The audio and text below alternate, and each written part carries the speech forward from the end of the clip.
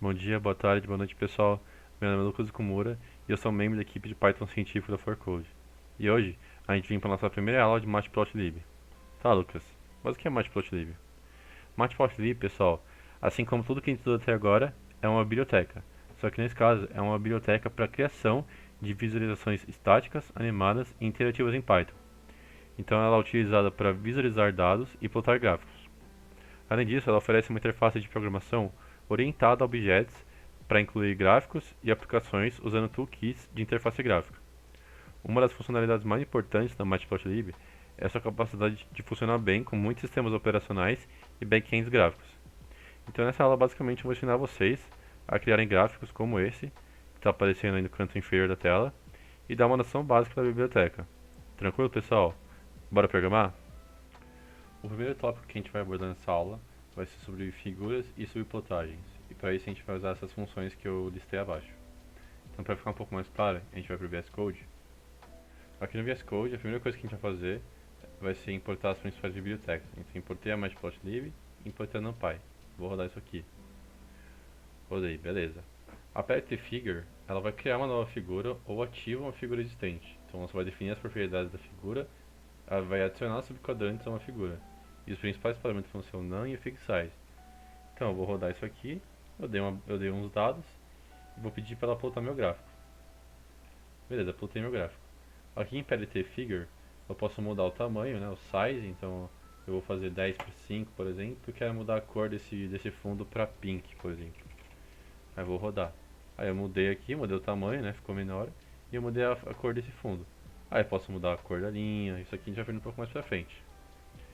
Esse figure access ele vai adicionar eixos à figura. Então, os principais parâmetros vão ser o rect, que é uma sequência de floats que vai definir as dimensões dos novos eixos. O projection, que vai ser o tipo de projeção dos eixos, né? Pode ser apolar, tem várias outras. E a label. Então, eu defini os dados aqui. E é legal você pensar que as coordenadas estão no plano cartesiano, né? Legal você pensar que isso aqui, esses eixos, eles estão no plano cartesiano. Então, eu vou rodar aqui para você ter uma noção. E vai ficar assim. Então aqui vai ser o 00, o aqui vai ser o 10 e aqui vai ser o 1. Então vou mudar aqui, por exemplo. Então eu quero que esse aqui seja esse access to ele fique em 01. Então 01. Aí eu vou rodar aqui. Aí ele ficou aqui em 01. É legal você pensar que aqui você está num plano cartesiano mesmo, para ter uma noção de onde vai ficar. Ah, aqui eu usei esse feed access para adicionar esses eixos. Então vou voltar aqui ao normal de novo. Vou printar aqui e ele voltou pra cá. Eu vou adicionando eixos, né? É justamente essa a ideia. Esse fig.savefig ele vai salvar a figura atual. Então os principais parâmetros vão ser o fname, que é um caminho, um objeto semelhante a um arquivo Python, é tipo pathing, o format e tem o file options, né? Que é a opção de arquivo, né? Então vai ter em PNG, PDF, SVG, PS e assim em diante. Então aqui eu tenho uma base de dados, eu vou rodar isso aqui, né? Agora eu vou salvar indicando o path. Então esse path scatter, vou botar ele aqui só para você ter uma noção de como vai ficar. Vai ficar essa função aqui, vai ficar isso aqui. Eu vou salvar isso aqui. Então, é, vou rodar aqui normal. Agora eu vou rodar isso aqui, vai aparecer a imagem. Aí eu defini aqui esse path, né? Então o R vai ser para possíveis caracteres especiais. Aí eu defini onde eu quero que esse arquivo seja salvo na minha máquina, né? Então eu quero que seja salvo em documentos como teste, no formato PNG. Aí eu vou rodar isso aqui. Aí ficou isso aqui, aí eu vou aqui onde eu queria que fosse salvo, né? Que é no caso em documentos. Ah, aqui tá salvo em teste, ó. Foi salvo 7.3. Que é justamente o horário agora. Aí eu vou abrir aqui e tá salvo aqui a minha imagem. O plt.subplot você vai criar uma figura e um conjunto de subplots. Então os principais parâmetros vão ser o número de colunas e o número de linhas, o Sharix e o Sherry, vai controlar o compartilhamento de propriedade entre os eixos, X Sharix ou Y Sherry, o Squeeze e o Fig. Então eu dei uma base de dados aqui e eu vou plotar esse gráfico para vocês terem uma noção de como vai ficar. Plotado, até agora eu não usei nenhuma Sherry, agora eu não usei. Eu usei o PLT subplots para plotar esse gráfico, né? Então eu plotei aqui. Agora eu posso fazer isso compartilhando eixos, então plt.subplot, eu quero 1 por 2, né? Então vai ser uma linha e duas colunas. E vai compartilhar as propriedades do eixo y, Sherry equal true. Ah, eu dei um nome aqui, o título, né? Aí eu vou rodar. Aí ficou assim, 1 por 2 e share equal to, compartilhando as propriedades do eixo y entre esses dois eixos. Então eu vou criar novos subplots. Então eu vou criar um subplot aqui 2 por 2, duas linhas, duas colunas. Então vai ter três eixos, né? Aí eu defini a posição deles aqui, vou rodar. Aí percebam que eu posso variar isso aqui, né? Então eu vou alterar minha posição. Isso aqui eu quero um zero, então scatter um zero. Vou trocar isso aqui. Vou trocar esse 0, 0.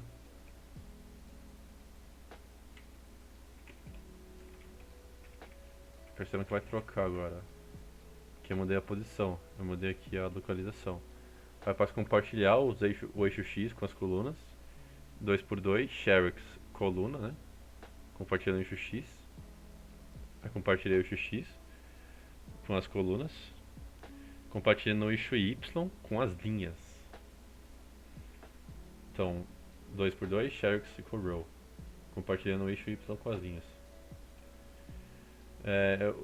Eu vou pegar uma função exemplo mais dinâmica para vocês terem uma noção. Essa aqui é a função do floco de neve. Então vou rodar aqui ela, aí vai aparecer um floco de neve pra gente, beleza? Agora eu vou criando subplots com flocos de cores diferentes. Então eu defini aqui 1 por 3, então vai ter uma linha e três colunas. Dei o fig size. Aí eu em cada eixo eu vou colocar um tipo de floco de neve. Então eu vou rodar aqui. Então, nesse primeiro plot vai ficar isso aqui, nesse segundo vai ficar isso aqui, nesse segundo vai ficar esse azul, esse salmão e esse roxo. Esse PLT.subplot to grid ele vai criar um eixo em um local específico dentro de uma grade regular. Então, os principais parâmetros vão ser o shape, que é a forma da grade, né? Forma da grid na qual colocar o eixo. Então, a primeira entrada é o número de linhas, a segunda entrada é o número de colunas. Vou ter o lock, que vai ser a localização para colocar o eixo na grade. Então, a primeira entrada novamente é o número de linha e a segunda entrada é o número de colunas. E o fig, né? Então, eu tenho um exemplo aqui alterando parâmetros. Então, eu defini aqui o nosso PLT subplot to grid. Eu defini o shape dele e a localização. Esse colspan é o número de colunas ocupadas e o rowspan é o número de linhas ocupadas. Eu vou rodar aqui para vocês. Defini uma função, né? E tá lá, pessoal. Então, por exemplo, eu quero mudar a posição do AX4 do AX5. Então, eu vou pegar aqui a localização deles e vou trocar, né? Então, aqui vai ser 1 e aqui vai ser 0. Aí percebem que vai trocar o AX4 e o AX5. Trocou. Ah, eu posso mudar aqui nesses outros parâmetros de colunas preenchidas, né? Então, no AX1 eu quero que ele preencha duas só, né? Aí vai ficar assim, eu quero que ele preencha uma. Vai ficar assim. Eu quero 3, né? Pra ficar mais bonito. Aí o número de linhas preenchidas pelo AX3, eu quero que seja 1. Aí vai ficar uma linha. Aí assim em diante, a gente pode brincar. Se você botar 3, por exemplo, vai dar um erro aqui, né? Não vai dar um erro, mas tipo, vai ficar meio estranho, tipo, porque teria que ficar certinho. Vou botar 2 para ficar melhorzinho aqui. Esse PLT.gridspec é um layout de grids para colocar subplots em uma figura. Então, os principais parâmetros vão ser o número de linhas e o número de colunas, figure, left, right, top, bottom. A esquerda não pode ser maior que a direita e a parte inferior não pode ser maior que a parte superior. Se não for fornecido esses valores, né, os valores serão inferiores de uma figura ou RS per run no momento do desenho. Além disso, tem o figure, que você pode usar, o WSpace, que vai ser a quantidade de largura reservada pelo espaço entre as subparcelas. E expressa como uma fração da largura média do eixo. Tem o HSpace também, que é a quantidade de altura reservada pelo espaço entre as subparcelas. E expressa como uma fração de altura média do eixo. Então aqui eu vou importar esse grid spec, import o grid spec. Aqui nesse caso eu estou definindo as variáveis e agora eu vou botar o gráfico. Então eu vou botar o gráfico aqui. Usei o recurso que a gente já usou, plotei aqui normal. Agora eu vou importar o grid spec, as grid spec. Aí eu vou rodar aqui, então esse grid spec, é legal vocês verem isso aqui para vocês terem uma noção de como vai ficar os cortes, né? Então eu vou rodar aqui só para vocês terem um parâmetro. Então então vai ser linhas e colunas, né? Então aqui eu botei a função cosseno, né? xc, que eu defini aqui em cima. X é igual a linspace, c é igual a cosseno e s igual a seno. eu defino a função seno, a negativa da cosseno, a negativa da seno e a soma das duas dividido por 2. Aí eu plotei aqui tudo de uma maneira diferente.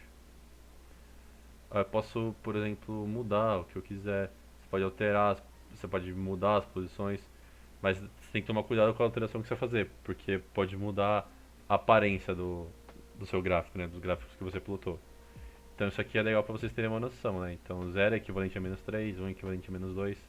Na hora de você justamente fazer esses cortes aqui usando o GS. Aí eu uso o PLT Show para mostrar para vocês. Tranquilo, pessoal? O segundo tópico que a gente vai abordar nessa aula se refere a cores, marcadores e estilo de linhas. E para isso a gente vai usar esses parâmetros que seguem abaixo. Então, para ficar um pouco mais claro, a gente vai para o VS Code. Aqui no VS Code, a primeira que a gente vai abordar vai ser a color. Então, vou rodar essa função aqui para mostrar para vocês como vai funcionar. Então, aqui tem a color. Aí nessa color, dentro do PLTplot, tem a color e eu posso tipo definir a cor dela. Então, eu quero que a cor da linha seja, sei lá, blue. Aí eu vou rodar e a cor da linha vai ser azul. Aí nesse plt.figure eu posso mudar a cor desse fundo, né? Então eu quero um fundo rosa, então pink. E assim em diante. Aí agora eu tenho uma base de dados aqui, né? Que eu fiz. E eu vou mostrar pra vocês uma barra de cores. É só por curiosidade mesmo. Pra mostrar pra vocês que a gente pode fazer uma barra de cores, tem mil utilidades. Aqui eu fiz uma barra de cores. Aí aqui eu peguei, nesses dois aqui eu peguei um código pronto, né? Esse aqui eu peguei pra mostrar a barra de cores pra vocês. E agora eu vou mostrar o dicionário de cores, né? Que é um pouco mais complexo, um pouco mais feinho. Mas eu vou mostrar pra vocês como vai ficar. Aí esse código aqui, que tem na documentação também, ele mostra pra vocês o dicionário de cores, né? Então eu quero preto, então eu venho aqui em cima e coloco K, por exemplo. Então K, a minha linha vai ser preta. É só um referencial, mas isso aqui você pode mostrar na documentação. Esse alfa, o alfa ele vai regular a transparência da linha. Então, por exemplo, eu vou rodar aqui, rodei. Aí eu aqui o color tá M, né? Que é M é o que? Eu não lembro. M é, eu não lembro o M. Mas enfim, eu vou mudar aqui pra red. Aí ela tá vermelha, então aí eu vou mudar a transparência da linha. Então eu quero 1, quero que ela fique bem nítida assim, 1. Aí eu quero que ela fique bem fraquinha. Aí eu vou botar 0.1, por exemplo, 0.2. Aí vai ficar bem fraquinha. A gente pode trabalhar com a transparência usando esse alpha. O line width, ele vai definir a largura das linhas em pontos. Então eu vou rodar aqui e vou mexer em line width. Aí essa aqui é a largura da linha. Aí eu vou botar, sei lá, 1. Vou rodar aqui. Vou botar 10. Aí vai ficando mais grosso. Esse line style ele vai definir o estilo da linha. Então eu vou rodar isso aqui. Aí vai ficar essa linha pontuadinha, né? Só que eu posso fazer assim também. Esse aqui é o padrão, né? Posso fazer tracejado. Aí vai ficar assim. A gente pode trabalhar de inúmeras formas. Tem mais desses parâmetros que eu falei, tem mais na documentação. Aí vocês podem brincar bastante. Esse marker, ele vai definir um marcador de linha, né? Então, vou rodar aqui. Aí ele vai ficar um triângulo, mas eu posso mudar para uma bolinha, por exemplo. Aí tem vários que vocês podem brincar, pessoal. Aí vai ficar uma bolinha. Esse marker size, ele vai definir o tamanho do marcador em pontos, né? Então, eu vou rodar aqui. Aí botei o triângulo, né? Aí eu vou mexer em marker size, então eu vou botar 10. Vou rodar. Aí ficou menor. Vou botar em, sei lá, 50 agora. Aí vai aumentar o tamanho, assim em diante. A gente pode ficar trabalhando com isso da maneira que a gente quiser. Esse marker face color, ele vai definir a cor alternativa da face do marcador. Então vou rodar aqui, aí eu vou mexer com essa cor. Então eu quero pink. Pink é uma cor bonita, né? Então eu quero pink. Ah, agora eu quero gray, quero cinza. Aí ficou cinza, e assim em diante. Esse marker edge width, ele vai definir a largura da borda no marcador em pontos. Então eu vou rodar aqui, vai ser a largura da borda, né? Então vou botar botar bem fina. Aí ficou bem fino, não dá nem pra ver direito. Vou botar 20. Aí você vê, tipo, qual vai ser o melhor pro seu trabalho. Aí tem que tomar cuidado pra você não botar muito grande, tipo 100 assim, senão vai ficar meio grotesco. Aí você coloca de acordo com a sua necessidade. Vou botar 10 aqui, que é um negócio ok. É muito grande, né? Esse marker red color, ele vai definir a cor da borda do marcador. Então, eu vou rodar aqui pra vocês. Rodei. Então, a cor da borda. Eu quero que a cor da borda, dessa bordinha aqui, né? Antes estava regulando o tamanho, a grossura, né? Agora eu vou regular a cor. Eu quero, sei lá, green, quero que fique verde. Aí vai ficar verde, mas não é ideal que seja uma cor igual, né? Então eu vou botar, sei lá, velho, hum, não sei, orange. Vai ficar laranja. Entendeu, pessoal? Então tem todos esses parâmetros que a gente consegue trabalhar para fazer o nosso gráfico no Matplotlib. Fechou? Vamos pro próximo? Para fechar esse vídeo, o último tópico a gente vai falar sobre títulos, rótulos, legendas, ticks e grades. E para isso a gente vai usar essas funçãozinhas que estão listadas aqui embaixo. Então vamos lá para o VS Code para ficar um pouquinho mais claro. Aqui no VS Code, a primeira que a gente vai trabalhar vai ser a setTitle. Então ela vai definir um título para os eixos. Os títulos disponíveis são posicionados acima dos eixos no centro, alinhados com a borda esquerda e alinhados com a borda direita. Então os principais parâmetros vão ser label, que vai ser o texto a ser usado para o título, e o lock, que é a localização, né? Então aqui eu dei os dados, e aí eu defini os títulos. Aí eu vou rodar aqui. Aqui eu defini um título para o plot simples, setTitle, eu posso mudar. Posso botar teste de plot. Vou rodar aqui, aí mudei o título. Aqui eu posso mudar o título também, né? Eu vou botar teste de plot 2. Teste de plot 2. Teste de plot linha, né? Vamos botar um teste de plot linha. Olha, não dá erro aqui, né? Teste de plot 1. Aí ficou o teste de plot 1 aqui. Esse AX7X label e esse AX7Y label, ele vai definir um rótulo para o eixo X e para o eixo Y, respectivamente. Os principais parâmetros vão ser o label e o lock. Então eu dei os dados aqui, aí eu estou nomeando os eixos. Então o eixo X, o X label, eu quero que fique como eixo X. E o eixo Y, Y label, eu quero que seja eixo Y. Aí eu posso nomear os eixos, né? Então eu vou rodar aqui. Aí aqui, ó, aqui está nomeado os eixos. Aí posso botar outro nome aqui, posso botar é, testando X. Posso botar testando Y. E assim em diante, aí vai mudando. É legal que você pode mudar também, né? Você pode mudar o tamanho da letra, você pode mudar. É, você pode mudar várias coisas, botando alguns parâmetros aqui dentro. Nesse caso eu só mudei o nome, né? Mas eu posso botar a localização e assim em diante. Esse AX7Xlim e esse AX7YLim, você percebeu que assim como essas duas anteriores, essas duas aqui também elas se complementam, né? Então ela vai definir os limites de visualização do eixo X e do eixo Y, respectivamente. Então os principais parâmetros vão ser left para o Xlim, e bottom para o Ylim, e right para o Xlim, e top para o Ylim. E alto para os dois, né? Então, vou mexer com os limites aqui, eu defini a minha base de meus dados, defini minha função aqui e vou rodar. Rodando aqui, eu posso, por exemplo, mudar o limite de x. Então, x.7xlim, aqui está como 8, né? Posso botar como 100, vamos ver se vai. Ó, ficou como 100. Mas aqui não fica muito visível, né? Então eu posso botar como, sei lá, eu vou botar 6 para ficar um pouco melhorzinho. 6. Aí eu posso mudar o de YLin, né? Chamando top. Então o top vai ser igual a. Vou botar 4, por exemplo. Aí ficou 4. Aí eu posso ir mexendo no limite dos eixos, né? Então aqui eu botei 4 e aqui eu botei 6. O AXLegend ele coloca uma legenda nos eixos. E os principais parâmetros vão ser o handles, o labels e o lock, né? Que é o mais importante.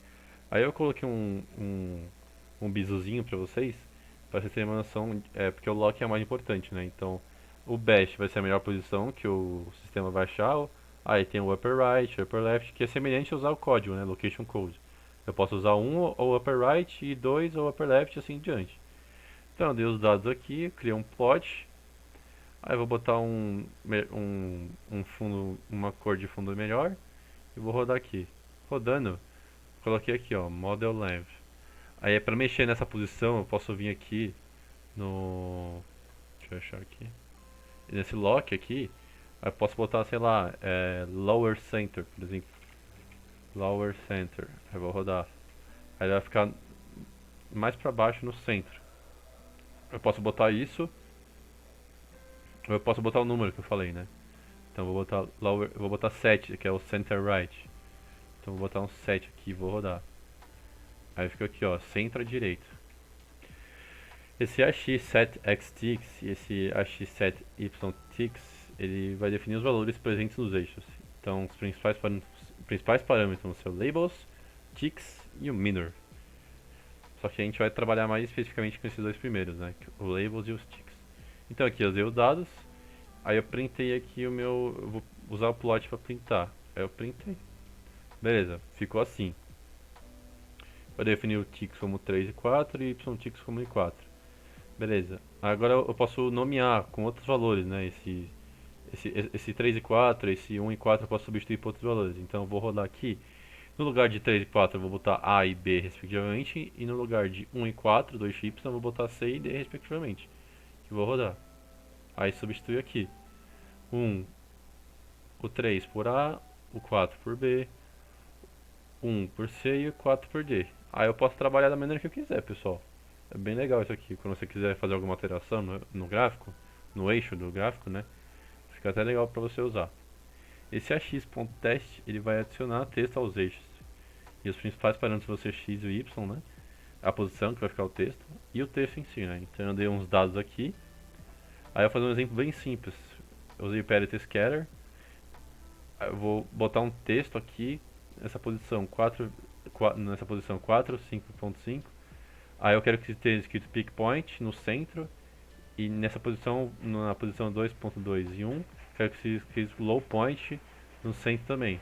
Aí eu vou rodar. Aí perceba que aqui no centro eu tenho o pick point que eu pedi para colocar nessa posição no centro, né? E aqui eu tenho o low point que eu defini também, que está aqui no centro à direita, né? Nessa posição aqui que eu indiquei. Aí eu posso brincar de outra forma também, eu posso rodar isso aqui. Aí eu posso mudar a fonte, né? Posso estipular parâmetros para esse texto. Então, eu dei aqui o tamanho da fonte, eu dei a cor, né? Posso botar muito bem, copiar isso aqui, mas posso botar red, aí vai ficar vermelho. Posso botar a fonte, né? Tipo, aqui ficou em negrito. Posso botar o tipo de fonte, então eu botei em itálico. Aí perceba que eu mudei só para esse pick point, pro low point eu deixei normal. Aí eu posso mudar no low point também, mas isso vai de usuário para usuário. Esse ax.annotate vai fazer anotações, então os principais parâmetros vão ser a posição, né? O texto e o error props, que eu acho legal mencionar. Então aqui eu tenho um plot, botei um marcador, vou rodar aqui para vocês. Aí eu coloquei assim, né? Ficou assim. Então nessa posição aqui, 1.20, eu anotei o ponto point, né? Dei o size dele e dei a cor dele que é red. Nesse aqui eu posso fazer diferente, né? Eu posso colocar aqui, eu defini o ponto 1.20, nessa posição 1.20, né? O ponto na posição 1.20, 0,5 por 25, que é a posição que ele vai estar, né? Esse valor que eu defini aqui, é uma string, né? Eu botei ela nessa posição aqui. Aí defini a error props, né? Então, que vai ser meio que a seta que eu quero. Então eu botei esse width igual a 10.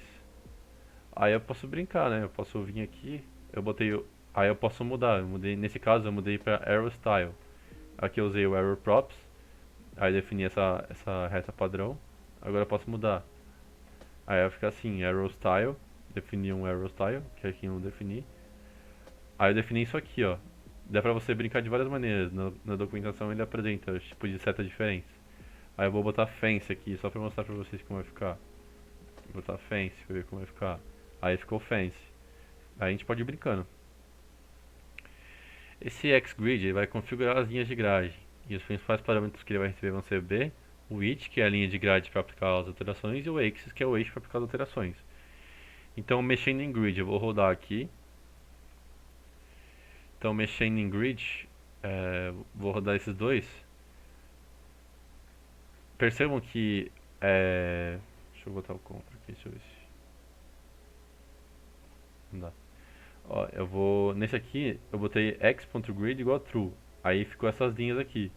Que é justamente a grid, né? Então, aí nesse x.grid eu coloquei igual a false. Aí não tá aparecendo essas linhas de delimitação. Eu gosto que quando fica assim, porque fica mais organizado, né? Então eu boto sempre x.grid equal true.